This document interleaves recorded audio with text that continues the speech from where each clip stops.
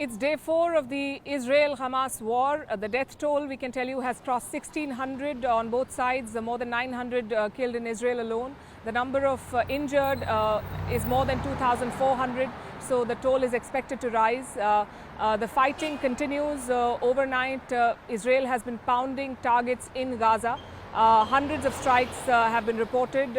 Tens of thousands of Gazans are reportedly leaving their homes. So we are looking at an escalation for sure. Hamas has also been firing rockets, especially on the border villages in Israel. More than 100 rockets are said to have been fired. Yesterday we heard sirens as well.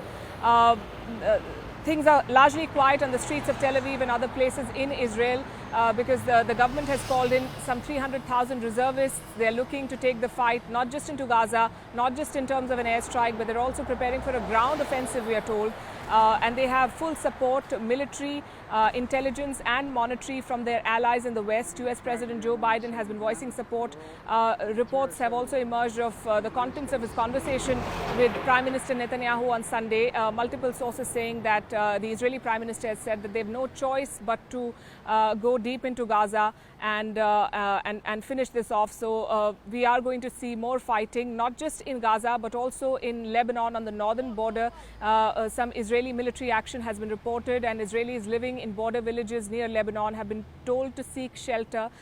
We've also heard from the leadership of Hezbollah, which is a Shia militant organization, again backed by Iran, saying that this is unprovoked action from the Israeli side and they are going to respond and wade into this. So look at the conflict spilling over towards Lebanon as well. This is where things stand.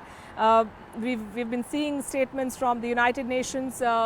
Israel has also cut off food and power and water supply to Gaza. Yesterday, the defense minister announced a complete siege.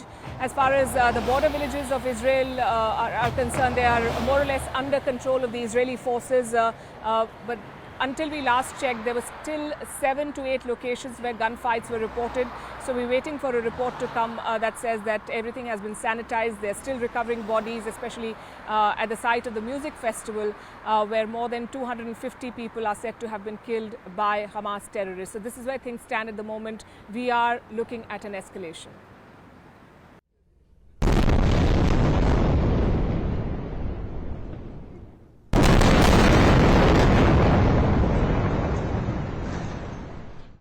West Asia is at war again, and we are in the thick of it.